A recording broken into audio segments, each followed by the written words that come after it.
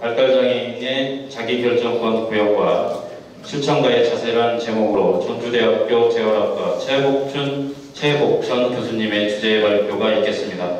최복전 교수님께서는 사회자가 있는 단체로 자리해 주시기 바랍니다.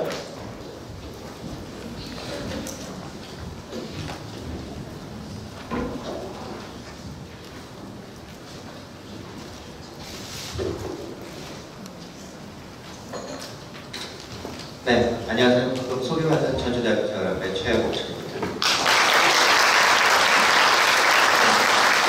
먼저 오늘 포럼 주신 아라이 코리아하고 발달장애인 지원센터 장수군 장애복지관분들에게 감사 말씀드리고요. 아라이 코리아가 올해 주제로 발달장애인의 재활이라는 것으로서 주제 발표를 요청을 했었는데 왜 발달장애인이 지금 뜨고 있는가에 대한 간단한 배경을 먼저 말씀드리고 시작하는 게 좋을 것 같습니다.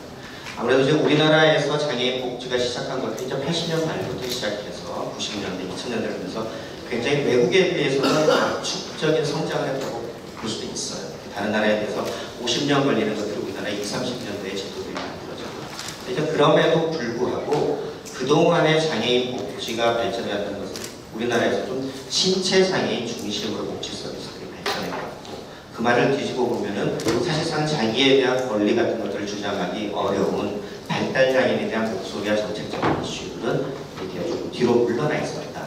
이거가 하나의 축이고요.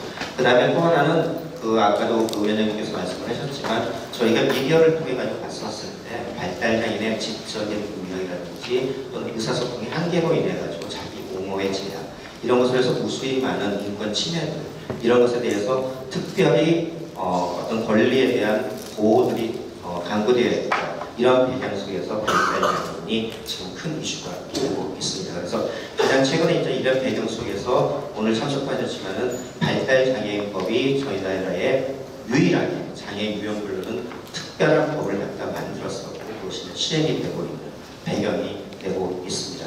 근데 이제 오늘 제가 주제를 잡았던 거는 이제 발달장애인에 대해서 요새 이제 최근에 보면 공동모금회나 이런 것들을 보게 되면 거의 키워드가 발달장애인 쪽으로 이동을 하고 있어요.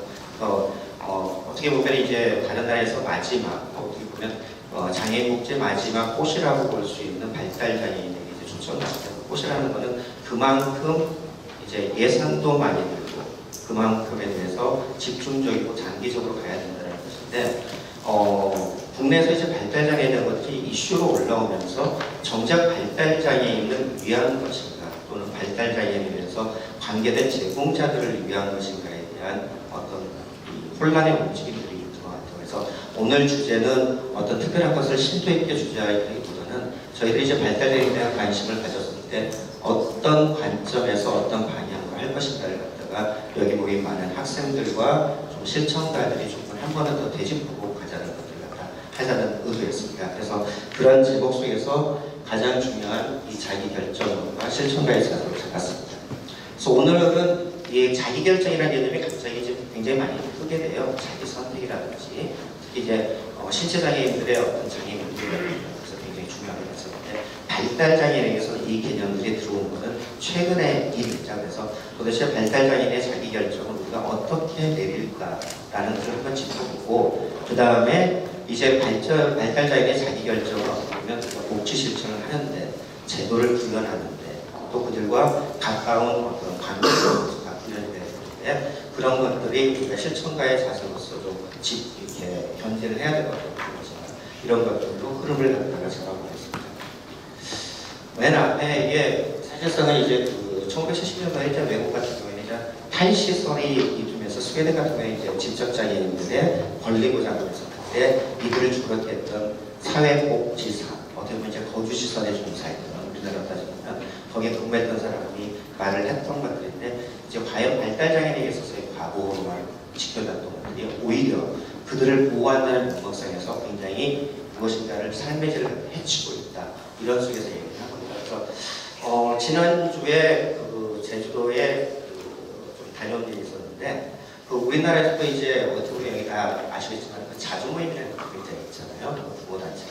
근데 지난 한 3년 전부터 이 발달장애인 당사자들이 자조단체들을 결성하고 그들이 이 모임들을 지난주에 전국에 있는 한 23개의 자주단체를 보면서 그동안의 활동들을 사례를 갔다 왔는데 저희가 현장에서 그런 말을 합니다.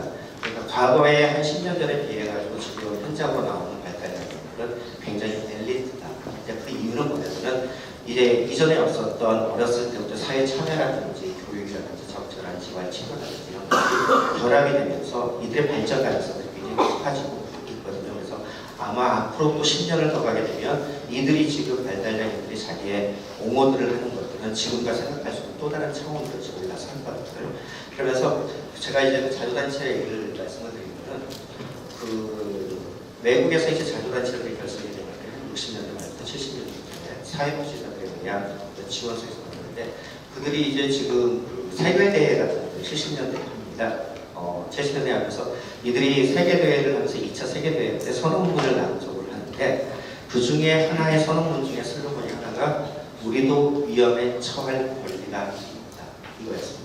그 말은 무슨 말이냐면 사회가 항상 안전한 것도 아니고 사람이라는 것들이 뭔가 세상과 부딪히면서 자기 성장의 계기가 있는 것처럼 발달장애인으로 삶을 선택하고 그것을 부딪혀가면서 발전해 갈 수 있다는 것을 인정하지 않고 소위 보호라는 말로서 우리가 선택하고 결정할 수 있는 것을 빼앗아간 것에 대한 일종의 저항이라고 생각을 합니다. 그래서 이 자기결정이라는 것들이 단순히 발달장애인에게 필요한 서비스가 얼마나 많았냐는 문제가 아니라 진정 그 서비스가 발달장애인의 삶의 질을 높이는 것인가에 대해서 우리의 관심은 이렇게 바뀌어야 될 것이다.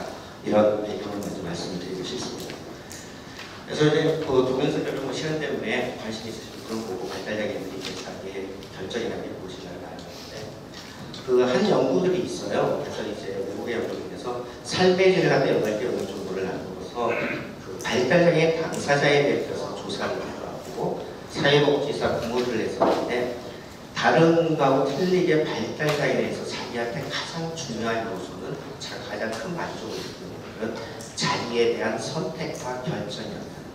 그러니까 이것들이 이 자기가 무엇인가를 선택했었을 때 그 결과로서 삶의 질도 달라지고 또 직업에 대한 재활이라고 때 전혀 내가 원하는 꿈을 실현하는 과정이라고 발현이 되었을 때 거기에 대한 스킬과 이런 것들도 발현될 수 있다.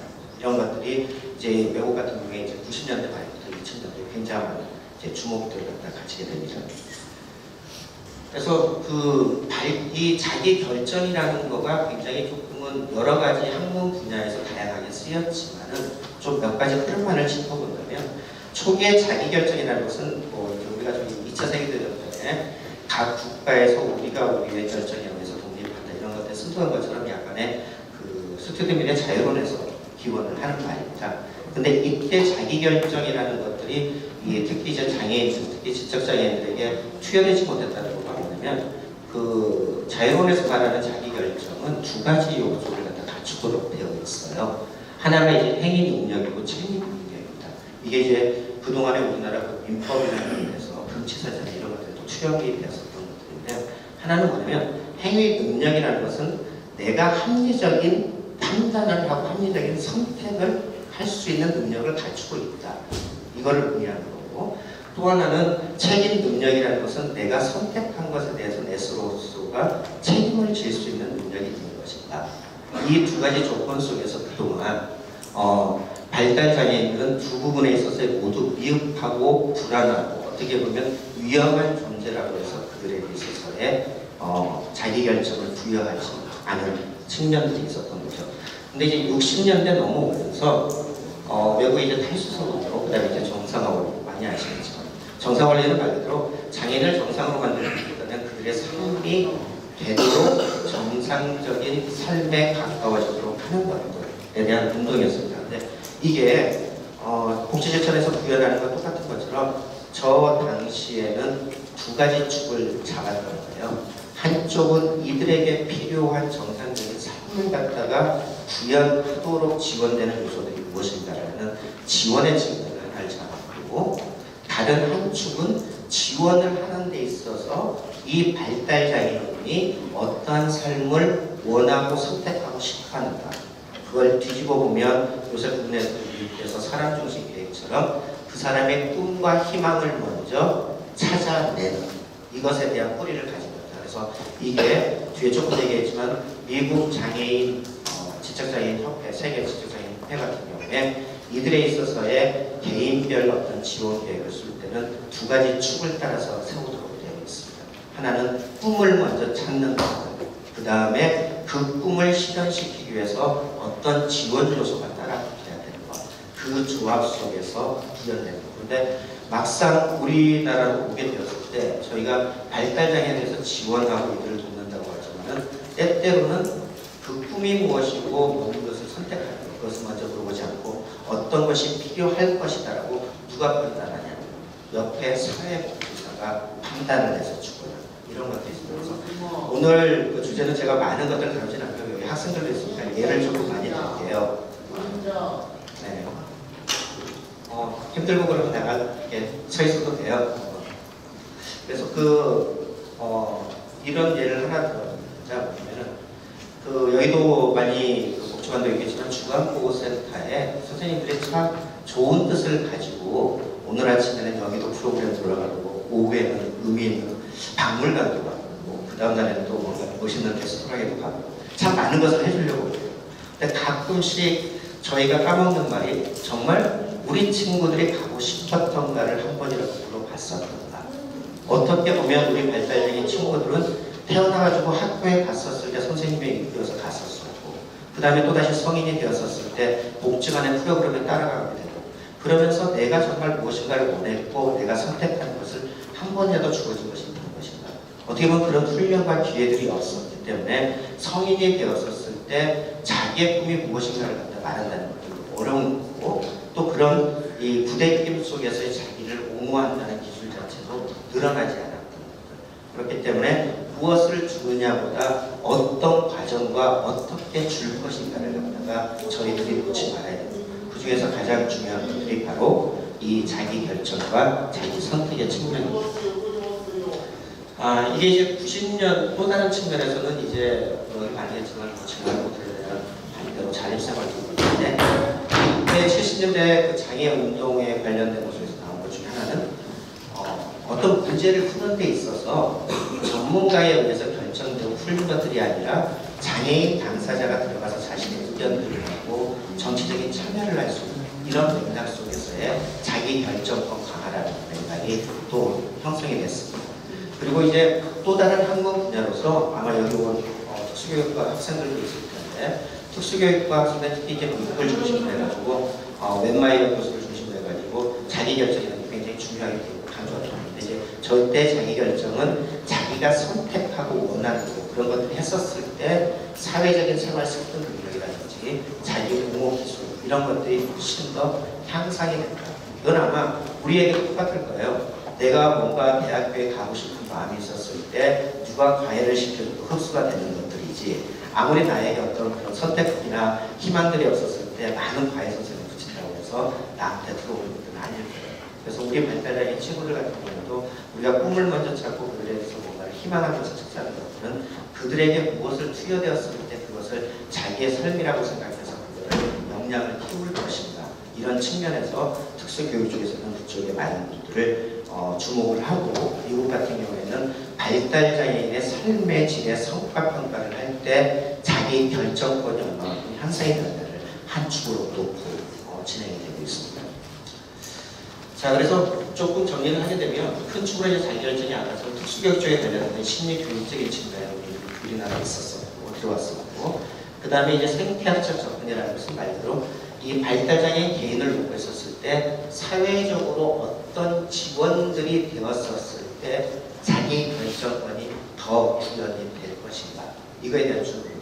쉽게 얘기해서 고전적인 개념 이렇게 생각하시면 될 것 같아요. 지금은 신체장애에서 활동지원제도라는 부분은 아니고 그거는 뭐냐면 초기에 신체장애인이 독립생활을 한다는 것이 자기가 모든 신체적인 행동을 통해서 얻는다는 것은 아니고 삶의 선택과 결정을 하지만은 누군가의 신체적인 지원을 통해 가지고 자기 삶을 구현하는 직접 장애인과 자폐성 장애인의 자기 발전과 자기 결정이라든지 이런 것들도 지원적인 의사소통의 지원을 통해서 그 꿈을 찾아내고 자기를 옹호할 수 있는 이런 것들을 뒤에 보게 되면 이제 지원적인 의사결정이라는 표현들이 있습니다. 그래서 이제 그런 것들에 대해서 주목을 하는 것들. 그래서 한 가지 예로 발달장애인법의 굉장히 한 축의 권리적인 측면에 발달장애인이 이해하기 쉬운 버전의 매체물을 제공하거나 또는 의사소통을 지원하는 것, 이런 것이 굉장히 들어간다. 그게 무슨 말이냐면 아마 지금 같은 경우에 장애인 차별금지법 같은 것들이 생겨서 오늘 같은 경우도 제가 토론을 하는데 수학 통역사가 있는 거죠. 그런데 이런 것들을 하지 않게 되면 이게 차별적인 행동인데 우리 장애인 차별금지법에도 발달장애인에 있어서 장애 수단이라는 게 무엇인가 라는 걸 하게 되면 이들이 장애 수단이라는 것이 무엇인가를 이해할 수 있는 버전의 쉬운 글로서 제공이 된다거나 그림으로서 제공이 된다거나 그게 아니게 되면 사람으로서의 의사소통을 통해서 지원되는 것들 이런 것들이 권리적인 부분에서 빠져 있었어요. 그래서 이 발달장애인법에서 자기결정을 실현하는 데 있어서 의사소통 지원이라는 게 큰 한 축을 잡고 있습니다. 아마 이거는 오늘 토론하실 때 토론자분께서 조금 보완을 해주실 거라 생각하고요. 그 다음에가 이제 정치적으로 말로 내가 서비스를 필요로 하는 것을 도대체 어떤 서비스를 받고 내가 어떻게 그걸 할 것인가라는 통제나 선택에 대한 것들이 하나의 강조점으로 흘러왔습니다. 그래서 조금 얘기가 길었지만은 이 자기결정은 크게 교육적인 측면, 그 다음에 지원적인 측면, 그 다음에 권리적인 측면 이렇게 우리나라에서 지금 쓰이고 있다고 이해를 하시면 될 것 같습니다. 그래서 조금 빨리 진행을 하면 결국 발달장애인에서 자기결정 왜 어떻게 보면 우리의 도전적인 것은 발달장애 때 가장 좋은 거 우리가 전문가가 보기에 뭔가 필요한 거 이런 거였는데 사실은 어떻게 보면 싫은 것을 선택할 권리, 그 다음에 싫은 것을 해서 조금은 자기가 손해볼 권리 이런 것들에 대한 것들을 갖다 같이 보여줄 수 있는 기회를 제공하는 것들 이렇게 조금은 폭넓게 생각을 해야 되고 이렇게 봤었을 때 발달장애인의 자기결정권은 두 축이라고 생각하시면 될 겁니다. 하나는 본인의 꿈과 선택에 의해서 간다는 거 하나 그렇지만 그것이 구현되기 위해서는 적절한 지원이 되어야지만 진정한 자기선택과 결정이 구현되는 것이다. 이렇게 양대축으로 놓고 생각을 하시면 될 것 같습니다. 그래서 조금 넘겨서 그래서 이런 것들이 발달장애인법 하나를 보게 되면 발달장애인법은 여러 가지 법적인 한계가 지금 있어요. 그렇지만 저 의미는 우리나라에서 처음으로 발달장애인의 자기선택과 결정이라는 것을 가치적인 개념으로 심었다는 데서 큰 의미가 있습니다. 하나만 예를 들면 한 10년 전만 하더라도 이 장애인 단체나 이런 곳에 가서 하게 되면 장애인의 당사자성 이런 것들을 굉장히 많이 강조했었죠. 그랬었을 때 장애인의 모든 삶의 결정과 정치적인 결정이라든지 필요한 것의 결정은 전문가가 아니라 바로 장애인 당사자다. 이런 말들이 굉장히 많이 쓰였었습니다. 그런데 발달장애인은 누가 당사자냐? 이게 그 당시에 장애인계 안에서도 발달장애인은 뭔가 의사적인 탐색의 판단을 받으니까 누가 당사자다? 부모가 당사자다. 이런 말들이 많이 쓰였던 거죠. 그러니까 장애인계 안에서도 어떻게 보면 발달장애인의 선택적인 삶이라든지 또는 그들이 뭔가 지원을 받아서 스스로 결정한다는 것을 어떻게 보면 빼놓고 생각하는 것들이 국내에서도 있었다. 그런 의미에서 이 발달장애인에게 자기 선택과 어떤 결정들을 갖다 돌려주게 가치적인 개념으로 박아놨던 것들이 발달장애인의 기본적인 가치입니다. 그래서 이제 자기결정권 보장은 크게 단계적인 형태를 조금 연속적인 개념을 띠고 있어요. 그러니까 충분한 의사소통이 있을 경우에는 본인에게 최대한 가고 그렇게 되면 아마 현장에서 이런 게 부딪힐 겁니다. 쉽게 얘기해서 직업시설 같은 경우에는 본인은 여기 가서 일을 하고 싶은데 부모님은 그걸 반대를 해요. 또 본인은 밖에 나가서 활동을 하고 싶은 복지관에 부모님은 나가지 못하게 됐을 때 그 현장에 있는 실천가가 누구의 포지션 속에서 일을 할 것인가. 이거는 굉장히 이제 가치의 관념이겠죠. 그런 것들이 우리한테 이제 도전적인 걸로 다가오는 겁니다. 그 다음에 또 하나는 이제 금방처럼 아까 의사소통에 대한 지원처럼 이들이 쉽게 이해할 수 있는 버전으로서 바꿀 수 있는 것들. 이건 아마 이제 내년부터 이제 거의 법원이라든지 공공기관에는 다 이제 강제화가 될 건데 쉽게 해서 우리 발달장애인 친구들이 병원에서 진료를 받을 때 굉장히 무서워해요. 근데 무서워하는 이유들이 차가운 느낌 이런 것들에서 낯설거든요. 그래서 외국 같은 경우에는 그 병원에서 진료를 받을 때 적절한 동영상이라든지 먼저 이런 것들이 어떤 과정을 거쳐서 가는지를 다 설명합니다. 이제 그런 것들이 이 발달 장애인에게 지원하는 정보에 대한 지원 이렇게 생각하시면 될 테고 이제 많은 것들이 아마 성경 교재도 조금 더 설명을 하실 거라고 생각해서 뭔가 의사결정이 어려운 그렇지만 우리 발달장애인들이 쉽게 해서 집을 사고 파는 것은 결정하기 어려울지 모르겠지만 내가 어느 복지관을 이용하고 싶다고 어떤 선생님의 프로그램을 듣고 싶다 이건 결정할 수가 있겠죠. 그렇기 때문에 부분적인 특정한 사항들에 의해서 후견인 제도 같은 것들을 구별하는 부분이 이 법에 명시되어 있습니다.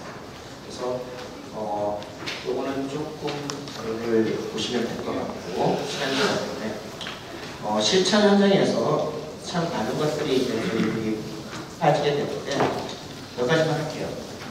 굉장히 우리가 특히 발달장애에 있어 뭔가의 그들의 능력을 지적인 능력, IQ의 수준을 가지고 그 사람에 대한 기대치를 부여가 됩니다. 그렇지만은 이 지적인 능력하고 자기 결정 능력이 반드시 원인 결과처럼 비례관계는 아니다라는 것이 외국에서 많은 시대 연구들이 수행되고 실질적으로 있습니다. 그렇다면 자기 결정을 원하는 것은 오히려 그 사람이 지금 지니고 있는 지적 능력보다는 바로 자기 결정을 할 수 있고 자기 선택을 할 수 있을 만큼의 얼마만큼의 기회와 평상시에 훈련이 되어집니다. 이것에 대해서 하나로 제가 부모님을 대상으로 일반 아동 같은 경우에는 아이가 무엇을 하고 싶다는 표현도 참 할머니하고 커서 뭐가 되는데 뭐라고 하시는지 밖에 나가는데 못 입고 가요. 이런 말들이 참 많이 해요. 그런데 우리 장애 친구들로 내려오게 되면은 참 그런 말들을 안 하게 됩니다. 또 학교에서도. 그렇기 때문에 도대체 내가 오늘 밖에 나갈 때 빨간 옷을 입는 것이 좋을까 무엇을 입을 것인가 이런 선택에 대한 기회들이 없어요. 그래서 아마 현장에 계신 사회복지사는 좋겠지만 굉장히 우리 친구들 보게 되면 IQ가 훨씬 더 떨어지는 것 같고 사회인이 굉장히 그렇지만은 집에서 식사나 이제 밖에 나갈 때 자꾸 물어보고 뭔가 선택하게 한 친구들이 어떤 문제 해결이라든지 상황에서 훨씬 더 높습니다. 그런데 이 교육 현장에서도 사회복지 실천 현장에서 많은 시기에 소위 말하는 지원과 지원들이 그런 기회들을 많이 주고 있습니다. 라는 것들에 대해서는 미흡한 측면들이 아직까지 있습니다. 그 말씀을 드리고 싶었고요. 또 하나는 이 의사 표현을 한다고 했을 때 어떤 친구들 아까 제가 주관부 했던 것처럼 과연 주관부 애들이 오늘 밖에 나가서 무엇을 하고 싶은가 라고 했었을 때 이 친구가 나는 뭘 하고 싶다라고 말을 표현하고 우리가 생각하는 지금의 말입니다. 이 표현 방식을 갖다 하지 못하기 때문에 그에게는 욕구가 바램이 없다. 이렇게 생각하는 것은 굉장히 함정에서 빠질 수가 있습니다. 이게 무슨 말이냐면 아마 제가 여기 학부생들도 많지만 제가 굉장히 더 학술적으로 얘기하게 되면 무슨 얘기를 하는지 모를 수도 있을 거예요. 그런데 하나의 예를 들어가면서 조금 말을 짧게 하고 하게 되면 훨씬 더 이해하는 것이 있는 것처럼 우리 발달장애인 친구들에게서 그들의 욕구를 읽어내는 방식은 어떻게 보면 굉장히 다른 방식의 말과 다른 그림의 방식들 이런 것들을 해서 뽑아내는 기술들을 갖다가 저희들이 개발을 할 수가 있을 겁니다. 이건 이제 저희들의 과제고요. 한 가지만 더 예를 들면 저희가 이제 인권에 대해서 발달장애인들이 성추행 같은 것을 당하고 있었을 때 시간 개념이 참 어려워요. 그래서 했었을 때 겨울과 여름과 이런 사진들을 하면서 시간을 좁혀가는 것을 쉽게 해서 그게 3일 전이어서 너무 어려워요. 그렇지만은 그때가 아버지하고 목욕을 갔었을 때라는 행위 중심으로 하게 되면 우리 친구들한테 시간 개념이 축이 잡힐 수가 있습니다. 자, 그런 것처럼 그들의 의사소통의 방식들을 갖다가 저희들이 이제 고려해가지고 해야 된다는 그런 것들을 좀 알고 싶고요. 그 다음에 여기 이제 복지관장님도 참 많이 와 있고 그런데 사회복지사들이 뭔가 발달장애인의 입장에서 뭔가를 갖다가 아까 위험에 처하고 밖으로 나가고 이런 것들을 해보고 하더라도 또 기관이라는 입장에서 되게 안전이라 관리라는 측면을 하면서 이 제약들이 굉장히 많아요. 어떻게 보면 참 발달장애인들이 밖에 나가가지고 사고가 나가고 수영장에서 일반 빗장애인에 비해서 사고율이 훨씬 더 낮습니다. 그런데 유일하게 이제 발달장애 같은 경우에 한번 사고가 나는 경우는 어떻게 관리를 제대로 안 해가지고 이렇게 되면서 자꾸 이들이 움직일 수 있는 세팅의 자리가 굉장히 한정되는 거. 그렇기 때문에 이 발달 장애인에 대한 어떤 자기 삶과 조금 기회를 확대시키는 데 있어서의 현장에서의 사회복지사뿐만 아니라 그 기관의 기관장님들이 얼마만큼의 가치관을 기반해서 생각을 카바를 해주느냐, 이것에 따라서 굉장히 구현들이 틀립니다. 그래서 어떤 곳에서는 절대 밖에 나서 사고치지 않는다면 굉장히 복지관 안에 세팅 안에서 움직이고, 어떤 복지관에 가게 되면 관장님이 우리는 어차피 이 친구들이 살아야 될 때 지역사회니까 모든 프로그램의 70%는 밖에서다, 이렇게 열어주시는 못하고 있을 때 이 발달장애인뿐만 아니라 사회복지사가 움직일 수 있는 폭은 굉장히 넓어집니다. 그런 말씀을 드리고 싶고요. 또 하나는 아까 제가 얘기했던 10년 전에 우리 친구와 지금의 틀리듯이 우리가 지금 우리 발달장애인을 바라보면서 그들의 선택과 이런 것을 볼 때도 지금의 모습만 생각하지 말고 이들이 어떻게 발현돼서 미래에 될 것인가라는 기대치를 미리 조금 잡아주시고 생각을 하는 것이 좋지 않을까. 그래서 아마 이렇게 생각해도 우리 발달장애인 영 안 된 친구도 있다. 맞습니다. 정말 힘든 친구. 그런데 우리 발달장애는 하나의 스펙트럼이잖아요. 그렇기 때문에 굉장히 어떻게 보면 우리 표현으로 현장에서 1%만 부족한 친구도 있고, 어떤 친구는 전적인 지원이 되고, 그렇지만 이 스펙트럼이 널리 퍼져 있지만은 여기에서 널리 퍼져 있느냐와 이만큼 가서 퍼져 있느냐는 굉장히 다르겠죠. 그래서 저희의 실장의 지금 이 스펙트럼을 점점 더 옆쪽으로 늘리는 거라고 이렇게 이해를 하시면 좋을 것 같습니다. 제가 몇 시까지죠? 네. 그래서 기본 가치관은 조금은 높은 기대치를 좀 가지셔라. 네. 그렇게 해주시면 좋을 것 같고, 자, 두 번째는 이겁니다. 우리 친구들 같은 경우에 참 숙련된 말이 선생님이라는 거예요. 그렇죠? 그리고 가장 많이 지금까지 들어왔던 말이 하지 말아라는 말입니다. 네. 그리고 그래서 우리 친구들이 눈치가 조금 구달이에요. 그 말은 무슨 말이냐면 항상 자기가 뭔가를 했었을 때 내 말이 맞을까? 아마 저희들도 그럴 거예요. 아마 학생들도 수업 시간에 발표를 했었을 때 뭔가라고 발표를 했는데, 뭔가 이 교수님이 긍정적인 표현을 하고 굉장히 장려하는 표정을 짓게 되면 뭔가 하는데, 뭔가 무뚝뚝하게 되면 뭉치고 자꾸 말을 못하게 되고, 이런 것처럼 우리 발달장애 친구들도 똑같습니다. 그런데 지금까지 오면서 그들이 위험에 처할 가능성이 많기 때문에 뭘 하지 마라 이런 말들을 참 너무나 많이 들어왔어요. 그렇기 때문에 이 여러분들이 발달장애인에 대해서 성인으로서의 자기결정을 한다고 했었을 때 둘 사이의 관계 속에서 힘의 관계가 생성이 되는지에 대해서 자기를 굉장히 뒤돌아보는 자세가 필요합니다. 그래서 저는 굉장히 이 전문가보다는 발달장애인에 대해서 조력자라는 표현을 굉장히 많이 좋아합니다. 조력자라는 것은 무엇이냐면은 발달장애인에 대해서 지원을 하되 그들의 힘을 키우는 사람이거든요. 그래서 일본 같은 경우에 자유단체 같은 경우는 거기에 조력자 역할을 자신의 그림자 역할을 표현을 합니다. 절대 나서지 않고, 그래서 그들을 갖다가 지원해주고 이런 것도 있고, 금방처럼 아까 어렸을 때부터 계속 누구한테 이끌렸기 때문에 어느 날 이들 보고 자기 결정권이라든지 자기 호흡을 하라고 해서 저절로 나오는 것은 아니에요. 그렇기 때문에 이 발달장애인이 의사소통을 별로 안 하는 것 중에 많은 부분을 차지하는 것들이 한 번도 이들에게 제대로 물어본 것들이 없고, 또 그들을 조력하기 때문에 학습된 무기력이 굉장히 많습니다. 그리고 아까 눈치나 학습된 무기력 때문에 발달장애인에 있어서 굉장히 묵종이 많이 나요. 묵종이 무엇이냐면 쉽게 해서 이런 겁니다. 밥 먹고 싶지? 네.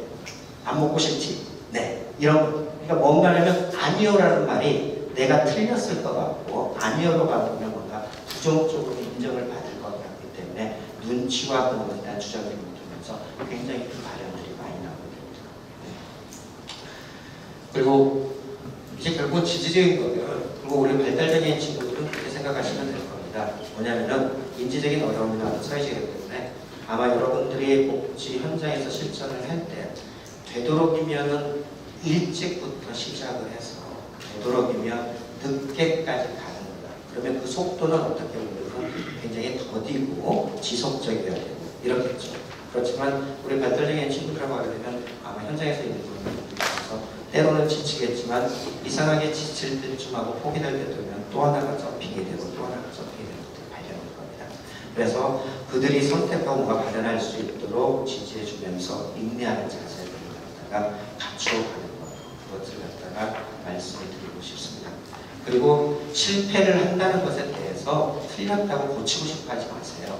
어떻게 보면 실패를 통해서 이들도 배우를 드리면서 무엇 때문에 실패를 했는가에 대한 것은 같이 짚어보지는 하지만은 그거를 내가 가져가지고 뭔가를 얘한테 빨리 주고 싶은 마음, 그렇게 되면 실패를 통해서 내가 배울 수 있는 기회 자체도 빼앗는 거. 그래서 때로는 아마 실천가는 자기가 해줘야 될 거와 기다려야 될 것을 항상 딜레마를 느낄 거예요.